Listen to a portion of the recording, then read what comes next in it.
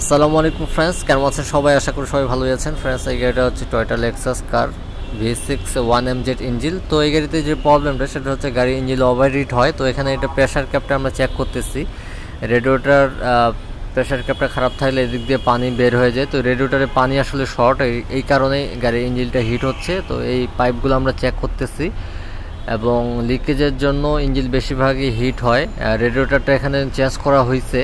তো আমি ফ্যানও চেক করলাম, ফ্যানও ঠিক আছে, চলতেছে ফ্যান। তো মূলত যে প্রবলেমটা গাড়ি ইঞ্জিন ওভারহিট হয়। তো এখানে আমরা চেক করলাম, রেডিওটারে ফার্স্ট টাইম চেক করলাম পানি শর্ট। তো এটা হচ্ছে রিজার্ভ ট্যাঙ্কে এখানে পানি আছে, কুলেন আছে, অথচ এখান থেকে পানিটা টানতেছে না। তো কোথাও যদি পানি লিকেজ করে সেক্ষেত্রে হিট হওয়ার সম্ভাবনা বেশি থাকে। ওয়াটার পাম্প এবং ফ্যান না ঘুরলে, রেডিওটার জ্যাম থাকলে, থার্মোস্টেট ভালভ খারাপ থাকলে, আর সব থেকে যে প্রবলেমগুলো বেশি হয় হুইস পাইপ লিক, বিভিন্ন জায়গায় লিকেজের কারণে গাড়ি ইঞ্জিন ওভারহিট হয়। তো এই বিষয়গুলো আমরা স্টেপ বাই স্টেপ চেক করতেছি। গাড়ির সমস্যাটা কোথায় সেটা আমরা চেক করে দেখব। তো অনেক সময় ইঞ্জিন অয়েল যদি শর্ট হয়ে যায় সেক্ষেত্রেও ইঞ্জিনটা হিট হয়। তো অবশ্যই এগুলো আপনারা দেখবেন, চেক করে দেখবেন এবং কি ইঞ্জিন অয়েল লাগবে আপনার গাড়িতে সেটাও চেক করে ঢালবেন। অনেক সময় ভুলভাল ইঞ্জিন অয়েল ঢালার কারণে গাড়ি ইঞ্জিন ওভারহিট হইতে পারে। তো এখানে দেখুন গাড়ির ম্যানুয়াল বুকে দেওয়া থাকে আপনার ইঞ্জিন অয়েলে, গাড়ির ইঞ্জিনে কোন ইঞ্জিন অয়েলটা ইউজ করবেন এবং ডেবিট কভার ক্যাপে এখানেও দেওয়া থাকে। এটা চেক করলে আপনারা বুঝতে পারবেন এটাতে কি ইঞ্জিন অয়েল লাগবে। এটাতে লাগবে 5W30। তো এই 5W30 আপনারা এই ইঞ্জিনের জন্য আর বিভিন্ন ইঞ্জিনের জন্য বিভিন্ন কোম্পানি থেকে রেকমেন্ড করা থাকে। তো সেগুলো ইউজ করবেন, সেক্ষেত্রে গাড়ি আপনার মাইলেজ এবং পারফরমেন্স সব দিক দিয়ে ভালো দিবে।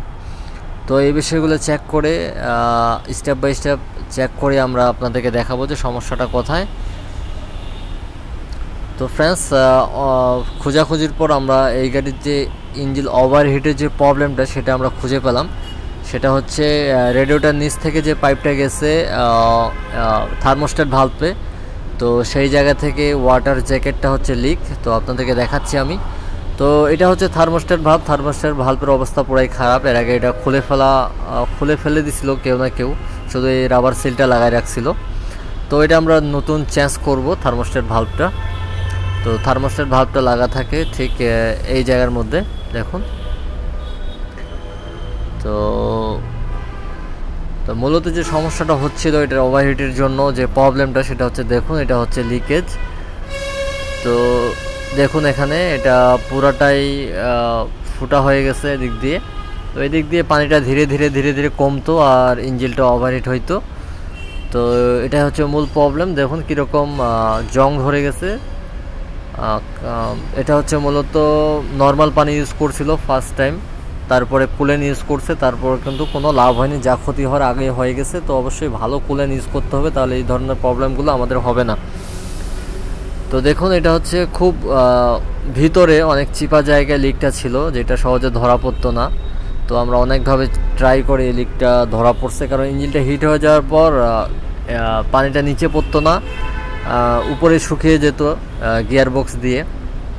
তো এটা চেক করার পর পেলাম আমরা যে এটা সমস্যা, এটা আমরা চেঞ্জ করবো। আর এখানে আমরা নিয়ে আসছি thermostat valve, Toyota thermostat valve original. তো এই থার্মোস্টেট ভালভ চেঞ্জ করব আর আমরা ওয়াটার জ্যাকেটটা চেঞ্জ করে দেবো, ইনশাআল্লাহ গাড়ি ওকে হয়ে যাবে। তো এখানে আমরা নিয়ে আসছি নতুন থার্মোস্টেট ভালভ দেখুন। তো এটা আমরা ইউজ করবো। এটা অনেক বড় কাজ, একটা ইঞ্জিনের অনেক বড় দায়িত্ব পালন করে এটা। ইঞ্জিনের মাইলেজ থেকে শুরু করে ইঞ্জিনের পিক আপ, তো সব কিছু দিক দিয়ে এটা হচ্ছে 82 ডিগ্রিতে খুলবে এটা টয়টার। তো এটার একটা টাইমিং আছে, এটা হচ্ছে উপরের দিকে থাকবে থার্মোস্টেট ভালভ। তো থার্মোস্টেট ভালভ নিয়ে আমার ফুল একটা ভিডিও আছে, চাইলে আপনারা সেটা দেখতে পারেন। সব কিছু আমি ওই ভিডিওতে বলছি কিভাবে কাজ করে এটা, এবং এটা না থাকলে গাড়িতে কী কী ক্ষতি হইতে পারে।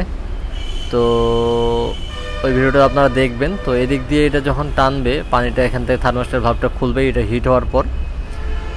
তো ইঞ্জিনটা আপনার কন্ট্রোলে থাকবে, হিট এবং টেম্পারেচার সব কিছু কন্ট্রোলে থাকবে থার্মোস্টেট ভালভটা যখন আপনার গাড়িতে লাগানো থাকবে। এটা যদি খুলে ফেলেন তাহলে গাড়ির ইঞ্জিনের অনেক বড় ক্ষতি হয়ে যাবে।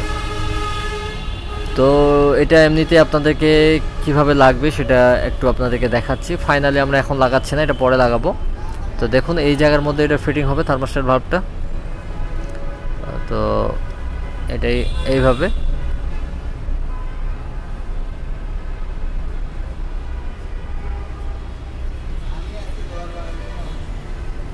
তো এটা হচ্ছে উপরের দিকে থাকবে এই মার্কটা। ওকে, তো এইভাবে আমরা এটা ফাইনালি ফিটিং করব। তো আমরা ওয়াটার জ্যাকেটটা আমরা নিয়ে আসবো পার্টসের দোকান থেকে, তারপর আমরা এটা ফিটিং করতেছি। তো সম্পূর্ণ ভিডিওটি দেখতে থাকুন, আর ভিডিওটি ভালো লাগলে অবশ্যই লাইক দিবেন। যারা এখনও চ্যানেলটিকে সাবস্ক্রাইব করেনি চ্যানেলটিকে অবশ্যই সাবস্ক্রাইব করে নেবেন। তো থার্মোস্টেট ভালভ আমরা এখানে ফিটিং করব এবং ওয়াটার জ্যাকেটটা ফিটিং করব। করার পর আমরা কুলেন্ট পানি ঢালার পর সব কিছু গাড়িটা কমপ্লিট করবো ইনশাল্লাহ। গাড়ি আর ওভারহিট হবে না আশা করি। তো মূলত যে প্রবলেমটা ছিল এটা হচ্ছে এটা লিকেজের কারণে। তো এটা আরও কম ছিল, যে ফুটাটা যেটা ক্ষয় হয়ে ফুটা হয়ে গেছে এটা কম ছিল, এটা একটু লাড়াচাড়ার পর আরও বেশি হয়ে গেছে। তো পানিটা খুব স্লোলি পড়তো, তো যেটার কারণে আসলে ঠিকমতো পানিটা একবারে কমে যেত না। তো এখানে দেখুন কুলেন্ট পরে ঢালানো হয়েছে আগে নর্মাল পানি ইউজ করার জন্য, আর ওইটা খারাপ হয়ে গেছে। পানিতে অনেক রকম আয়রন থাকে, এগুলো খারাপ হয়ে যায়। তো দেখুন এখানে আমরা নিয়ে আসছি রিকন্ডিশন, এটা একদম ফ্রেশ আছে, এটাতে কোনো লিকেজ নেই। তো আমরা এটা ফিটিং করব, টেম্পারেচার সেন্সর সব কমপ্লিট নিয়ে আসছি। তো এই জায়গার মধ্যে আমরা এটা ফিটিং করব। তো পুরো ভিডিওটি দেখতে থাকুন।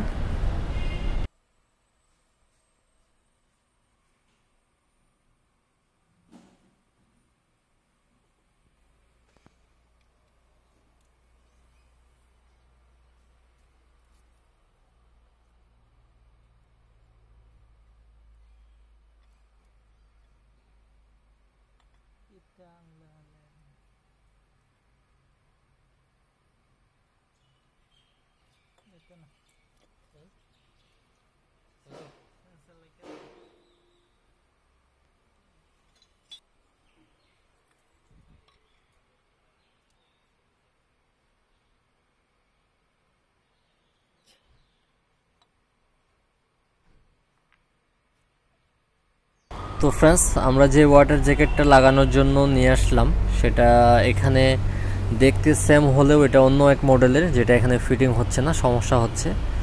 তো এটা আবার ব্যাগ দিয়ে আমরা আরেকটা নিয়ে আসব। তো এটাই ছিল এই গাড়ির মূলত সমস্যা, ওয়াটার জ্যাকেটটা লিকেজের জন্য। তো এটা এখানে আমরা নিয়ে আসার পর চেঞ্জ করবো ইনশাল্লাহ, গাড়ি ভালো হয়ে যাবে। তো এটাই ছিল মূলত প্রবলেম গাড়ির। তো নেক্সট টাইম ইনশাল্লাহ ভিডিওটা আমি করব কমপ্লিট। তো দেখা হবে নেক্সট ভিডিওতে, ততক্ষণ পর্যন্ত ভালো থাকবেন। আল্লাহ হাফেজ।